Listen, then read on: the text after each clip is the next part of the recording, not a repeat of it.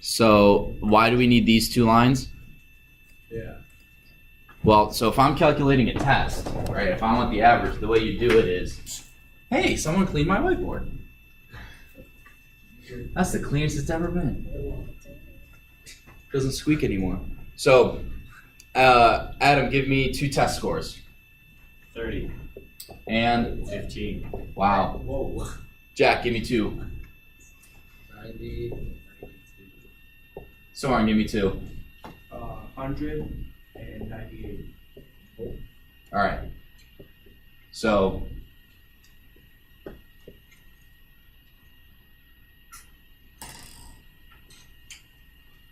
to calculate this is 15, 4, 5, 32.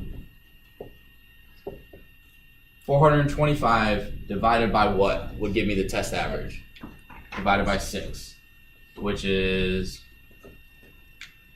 darn it, 770. You really screwed over the average, Adam.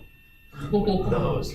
That's okay. That's with 42. It could be like It's about 70.8. 60, something. 60.8 or something. 70.8, I think. Yeah, we're gonna go with that. So that's the average, 70.8. I did that by I calculated all the tests put together divided by the number of tests. So what this class average is me adding every test together and dividing by the number of tests. Now, how do I figure out the individual students' average? Well, I would take 30 and 15, which is 45 divided by 2 equals 22.5. That's Adam's average, and that's what the student average plus equal test is doing. And then 92, so that would be 182 divided by 2 is 91. And then this is 99, because that's 198 over 2. So the individual average is figured out, you calculate by the student average plus equal test.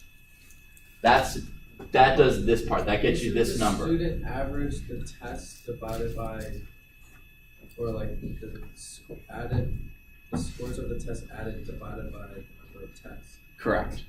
But how is plus equal that? That gives you this number, the 45.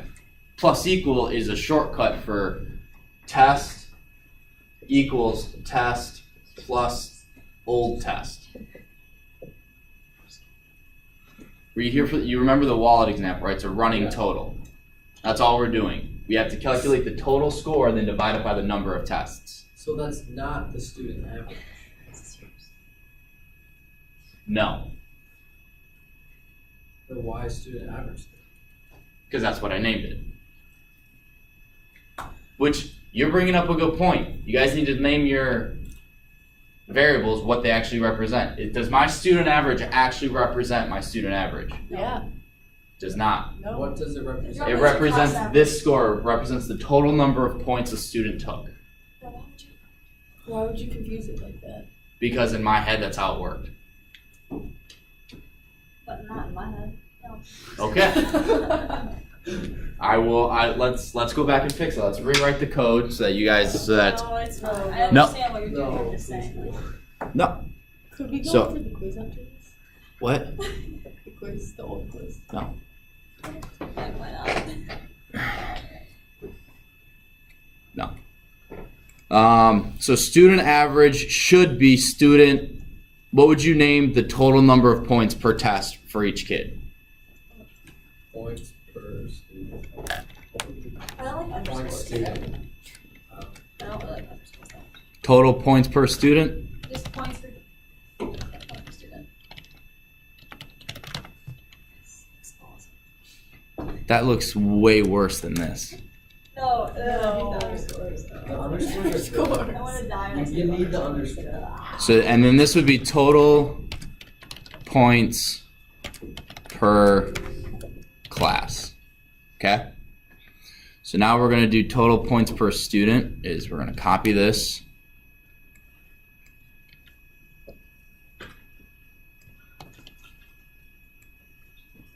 It's looking so much better already. Plus equal test. So then what we can do is here we'll go student average is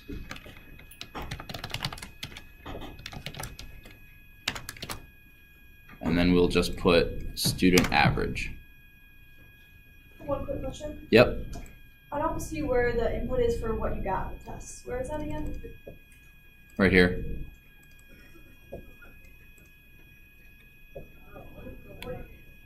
Wait, test number. That's kind of hard. That means like test score. Test number is the number of tests. 1, 2, 3, 4, 5. Could you just input your test number, or does it have to be that plus string? Yeah, but it's dependent on what test. You can put test score, but this was so that you guys get used to having to do stuff like this. Okay. Total points per student, total points per class, student average is that adds it. And then student average is 0. We don't want that.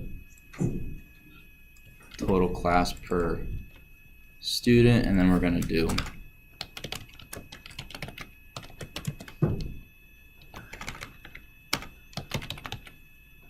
and how do we figure this out again? Student times tests. Then we just put in here Class average. yeah. Does that make more sense? Can you run it? So.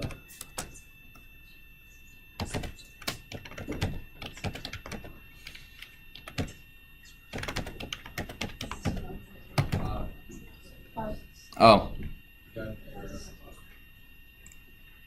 float objects is not callable. Student average. Oh, this should be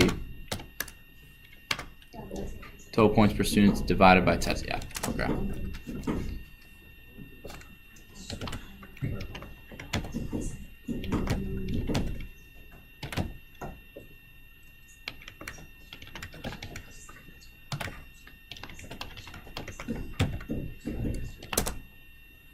Yeah.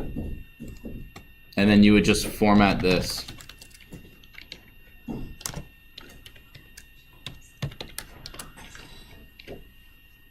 But yeah. Does that make more sense when you labeled it this way?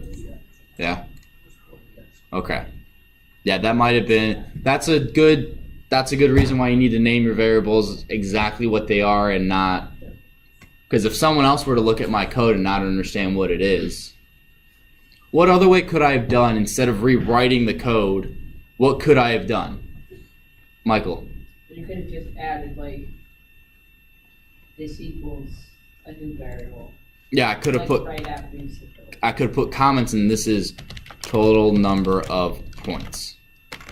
Right? I could have described what that variable was.